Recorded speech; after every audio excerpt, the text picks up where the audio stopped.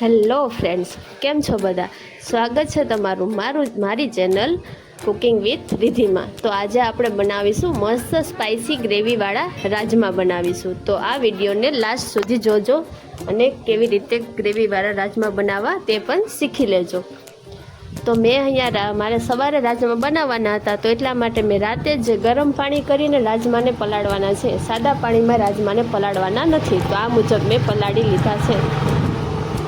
હવે આપણે તેને કુકરમાં બાફી લેશું. તો જેના માટે આપણે કુકર લેશું અને ગેસને ઓન કરીશું અને તેમાં 3 થી 3.5 ગ્લાસ જેટલું પાણી આપણે કુકરમાં લેવાનું છે રાજમા બાફવા માટે. અને ત્યારબાદ ગેસને ઓન કરીને કુકર તેના ઉપર રાખીશું. હાઈ ફ્લેમ ઉપર આપણે પહેલાં જે રાજમા બાફવા માટેનું પાણી ગરમ થવા દેવાનું છે આ મુજબ. અને તેમાં આપણે નમક એડ કરવાનું છે. બાફવામાં વધારે નમક નાખવાનું એટલે જે આપણે રાજમામાં નમકનો સ્વાદ એકદમ મસ્ત આવી જાય આ મુજબ. અને તેમાં આપણે રાજમા બાફવાના છે. જો મારી વિડીયો તમને પસંદ આવતી હોય તો લાઈક, શેર, સબસ્ક્રાઈબ કરવાનું ભૂલશો નહીં. આ મુજબ આપણે તેમાં રાજમા એડ કરી દઈશું. રોજ નવી નવી વાનગીઓ શીખવા માટે મારી ચેનલને સબસ્ક્રાઈબ જરૂર કરજો. આ મુજબ તેને રાજમાને એડ કરી દેવાના ગરમ પાણીમાં અને 1 થી 2 વાર આપણે મિક્સ કરી લેશું, જેથી જો મીઠું અને પાણી બધું એકદમ મસ્ત રાજમા હારે મિક્સ થઈ જાય. હવે તેને મિક્સ કરી લેશું. રાજમા તો આપણે ઘણીવાર બનાવ્યા હોય છે, પણ ઘણીવાર મેં પહેલી વાર બનાવ્યા ત્યારે મારાથી ગ્રેવીવાળા રાજમા નહોતા બન્યા. તો આ વખતે મેં પણ ટ્રાય કરી છે કે હું ગ્રેવીવાળા રાજમા બનાવી લઉં. અને લો ફ્લેમ ઉપર 3 વિસલ થવા દેવાની છે. હવે ત્યારબાદ તેના મસાલા તૈયાર કરીશું, જેમાં આપણે જેટલું તીખું રાખવું એટલે આપણે મરચાં લેવાના, થોડુંક લસણ લેવાનું અને આદુનો કટકો લેવાનો અને 2 મોટા ટમેટાં લેવાના અને ડુંગળી લેવાની. હવે આ ડુંગળી, ટમેટાં અને આદુ, લસણ, મરચાંની પેસ્ટ તૈયાર કરવાની છે આપણે મિક્સરમાં, એટલે કે પ્યુરી બનાવવાની છે, જેનાથી આપણે ગ્રેવી બનશે. હવે આપણે એક મોટી કઢાઈ લેશું, જેમાં આપણે રાજમાને પકાવીશું. આ મુજબ જેટલા રાજમા હોય એટલી આપણે તેલ લેવાનું છે. મેં અહીંયા 3 ચમચી તેલ લીધું છે આ મુજબ. અને તેલને ગરમ થવા દેવાનું છે. ત્યારબાદ તેમાં મસાલા એડ કરવાના છે.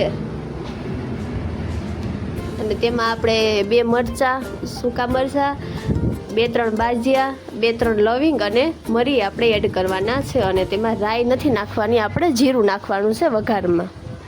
આ મુજબ તેલ ગરમ થઈ જાય ત્યારબાદ તે બધું એડ કરવાનું છે. જોશો મેં એટલા મસાલા લીધા છે. જે એલસી ને એનાથી આપણે રાજમામાં સુગંધ મસ્ત આવશે. અને આપણે ડુંગળીની પ્યુરી કરી છે અને ટમેટાની પ્યુરી કરી છે. અને આદુ, લસણ, મરચાંને મેં ખાંડણી અને દસ્તામાં પીસી લીધું છે. તો આપણું તેલ ગરમ થઈ ગયું છે. આપણે તેમાં મરચાં અને જે સૂકા મસાલા હતા એ એડ કરી દઈશું. તેની સુગંધ આવવા માંડી અને તે મસાલા પાકી જાય ત્યારબાદ તેમાં આપણે થોડુંક એવું જીરું એડ કરી દઈશું.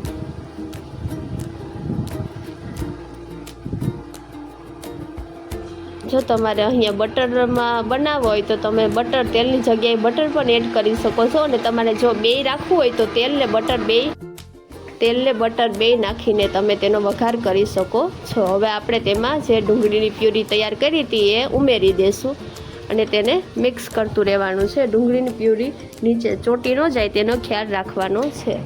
અને પાણીમાં અહીંયા આપણે સાદું પાણી વાપરવાનું નથી. આપણે જે રાજમા બાફવામાં પાણી હતું એ જ પાણી આપણે એવું લાગે કે જે ડુંગળીની પ્યુરી નીચે ચોંટી જાય છે, તો રાજમામાં જે બાફવામાં પાણી હતું એ જ પાણી આપણે યુઝ કરવાનું છે. હવે આપણે તેમાં આદુ, લસણ અને મરચાંની પેસ્ટ પણ એડ કરી દઈશું. આ મુજબ તેને મિક્સ કરતું રહેવાનું.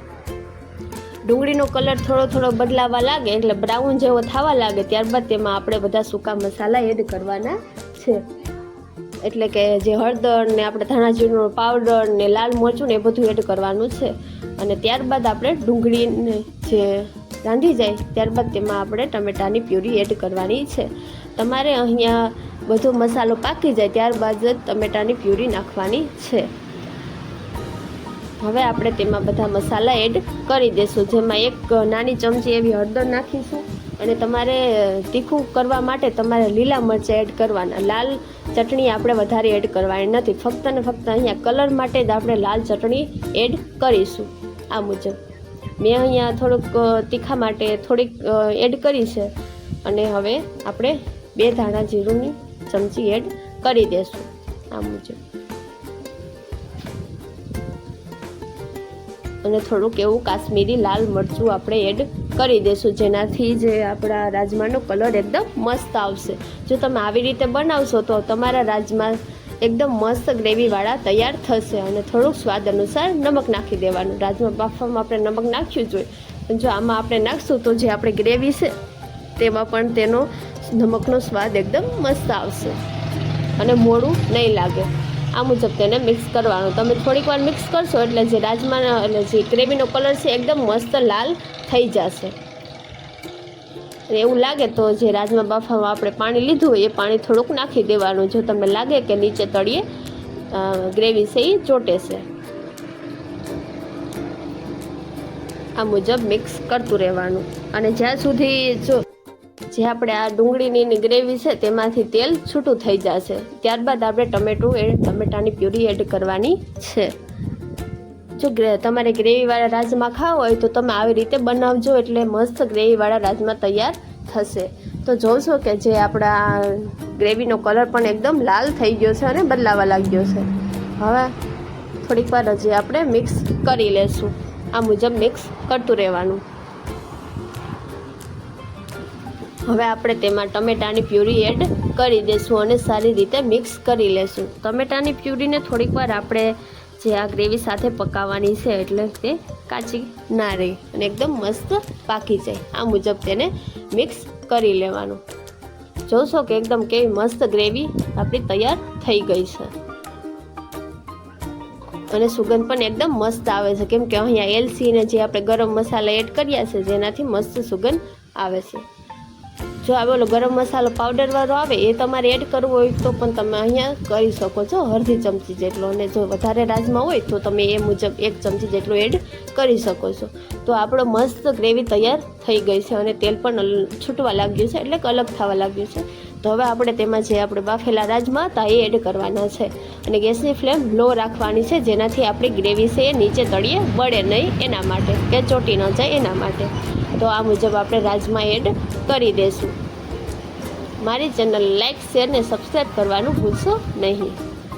આ મુજબ આપણે રાજમાને એડ કરી દઈશું. અને અહીંયા વધારે આપણે પાણી એડ કરવાનું નથી, કેમ કે વધારે પાણી એડ થઈ જશે તો આપણા રાજમા ગ્રેવીવાળા બનશે નહીં. આ મુજબ મિક્સ કરી લેશું. ત્યારબાદ આપણે લીલી કોથમીર લેશું અને તેને ઉપરથી આપણે એડ કરવાની છે.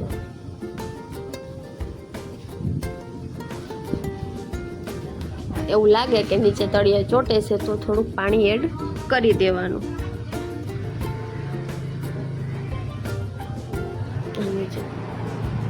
અને થોડુંક એવું આપણે ટેસ્ટ કરી લેવાનું. જો તમને એવું લાગે કે નમક ઓછું છે તો તમે ઉપરથી નમક એડ કરી શકો છો. આ મુજબ મિક્સ કરતું રહેવાનું. જોશો કે કેવા મસ્ત ગ્રેવીવાળા રાજમા તૈયાર થઈ ગયા છે.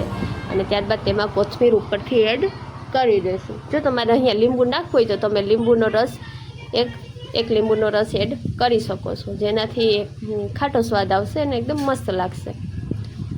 તો આપણા મસ્ત સ્પાઇસી ગ્રેવીવાળા રાજમા તૈયાર થઈ ગયા છે. જોશો મિત્રો કેવો મસ્ત કલર પણ આવ્યો છે અને એકદમ મસ્ત રાજમા તૈયાર થઈ ગયા છે. બાસમતી ચોખા એટલે આને સર્વ કરજો, એકદમ મસ્ત લાગશે.